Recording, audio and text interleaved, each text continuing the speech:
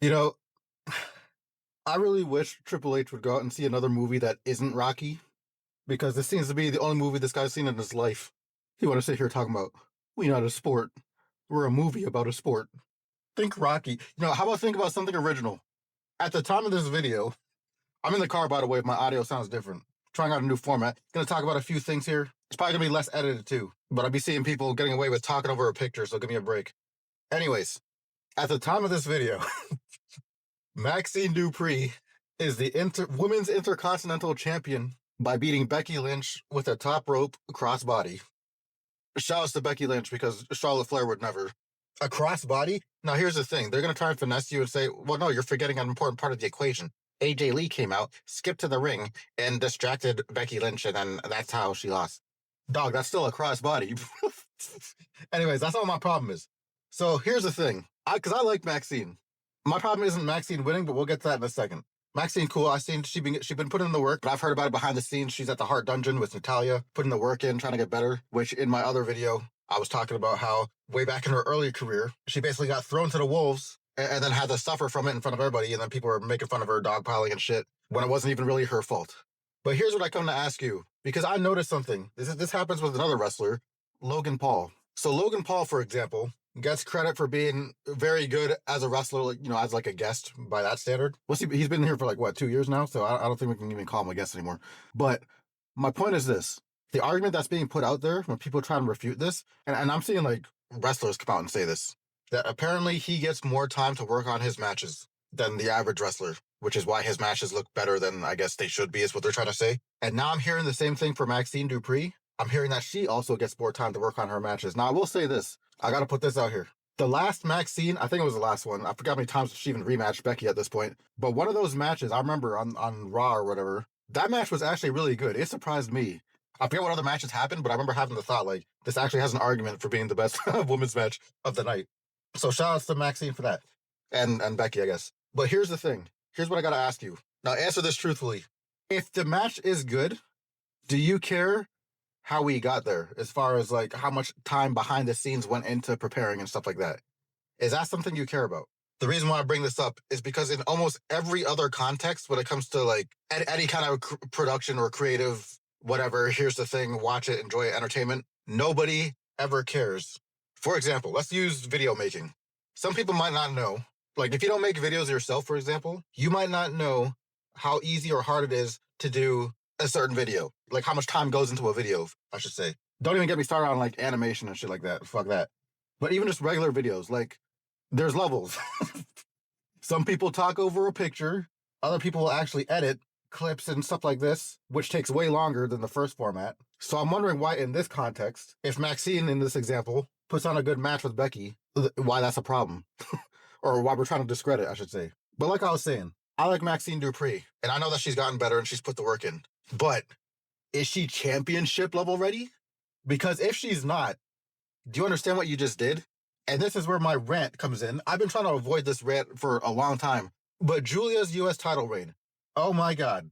You had somebody in Julia. Oh my, I just unlocked the fucking. You ever say something and then you can already hear the argument before you even done finish what you're saying, and now you're arguing with shit before it even happened? Ooh, that just happened to me. Okay, let's go there. Julia, whether you know or not, is really good as a talent and could have been done or handled way better than she was. That championship reign was disgusting. So putting the belt on Maxine Dupree, the thought that they're going to put more effort into trying to finesse this than the effort, quote, and what they put into Julia's title reign, when it's not that hard. Because like I said, when it comes to Maxine Dupree, if she's not actually championship ready, then the levels you would have to go to continue to finesse this reign for however long it's going to last is going to be disgusting by comparison of what you weren't willing to do for Julia, for example. Because for one, the IC belt was handled way better than the US belt from the whole history of the thing.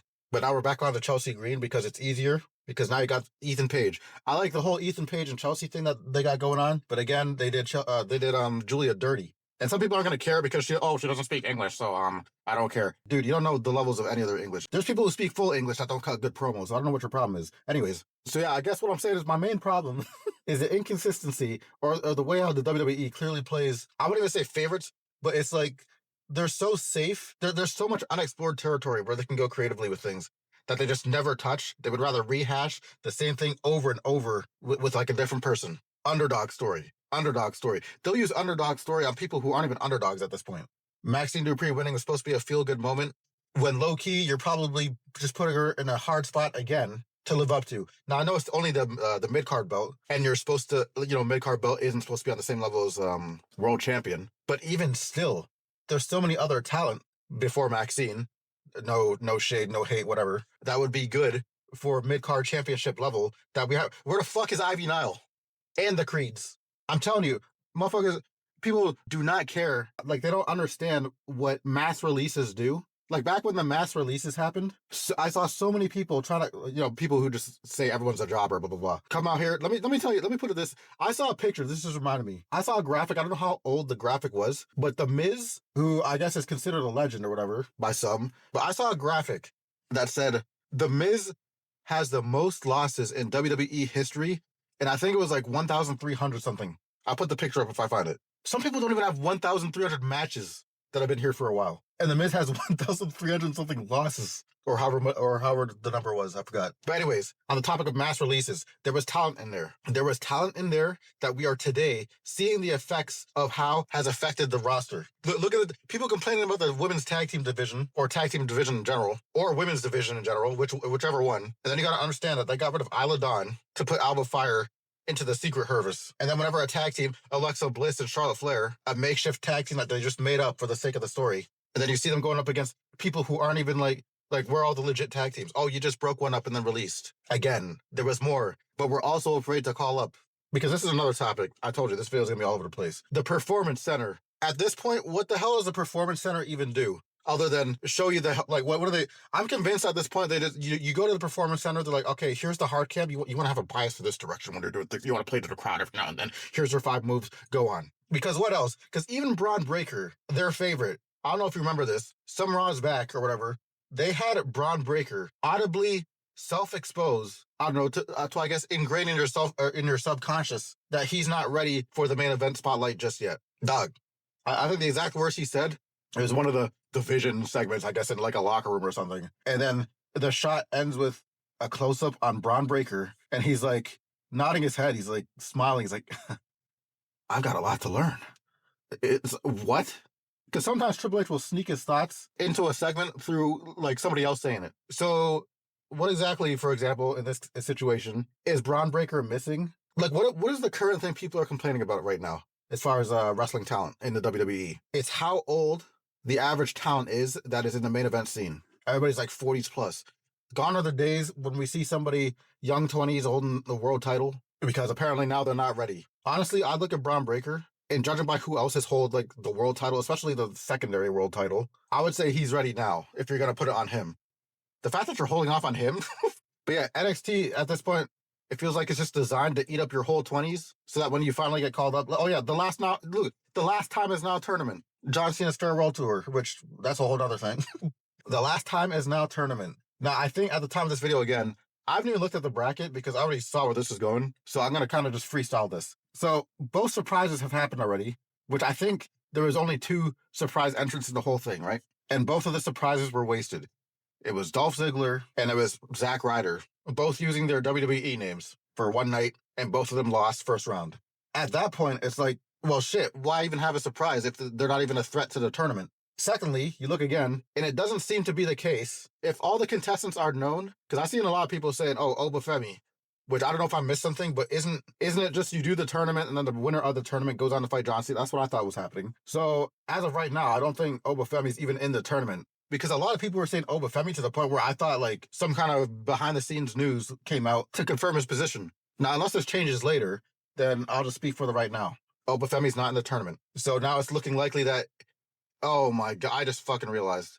So based on this new landscape, I was leaning Gunther, but then I just remember that Jey Uso got through his first round by beating The Miz, gave him his 1,370,000th loss, or whatever the fuck. So it could be possible that we have to watch Gunther versus Jey Uso again. Oh my God.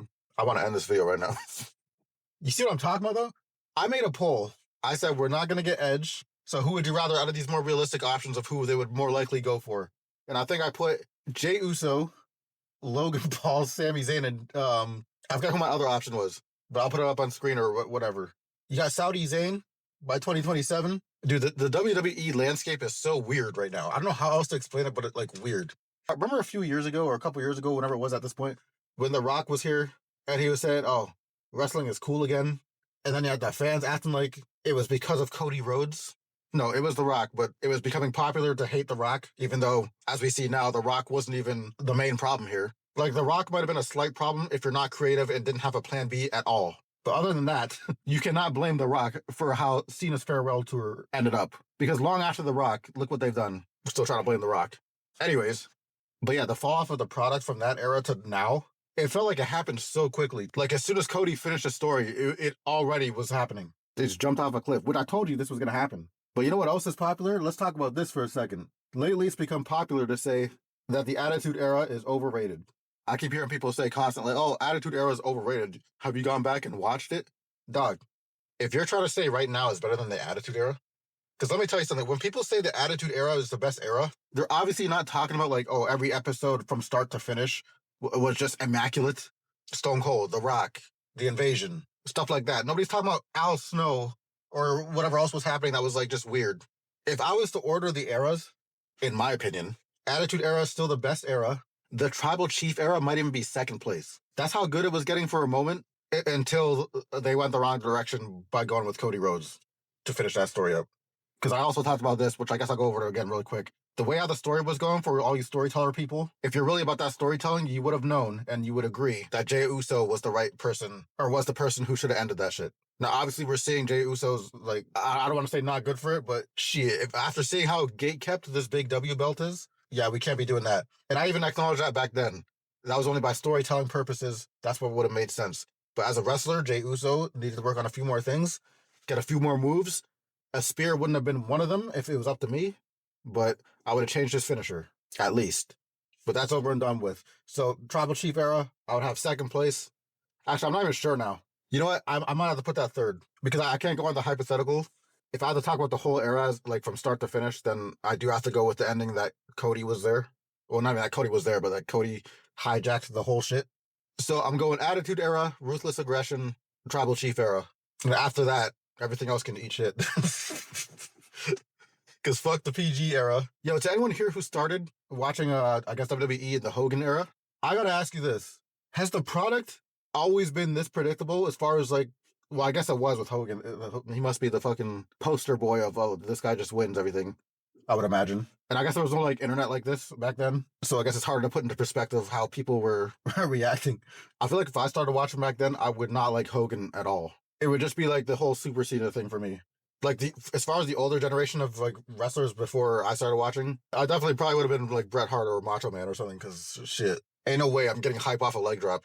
But yeah, WWE went from bragging about selling out shows. I really thought we were back for a moment. Well, we were back for a moment, but like I said, the fall off is crazy. And the craziest thing about it is they do not know. I do not think they can identify why or what the problem is. They want to blame the internet for everything, saying it's like fake. It's like, well, you're losing live audience too. So at what point are you going to acknowledge that like the internet has real opinions of human beings? Anyways, I just wanted to come on here and rant about a few things before I go into work here. So that's all I got to say about that. Tysic Thunder, and I'm out.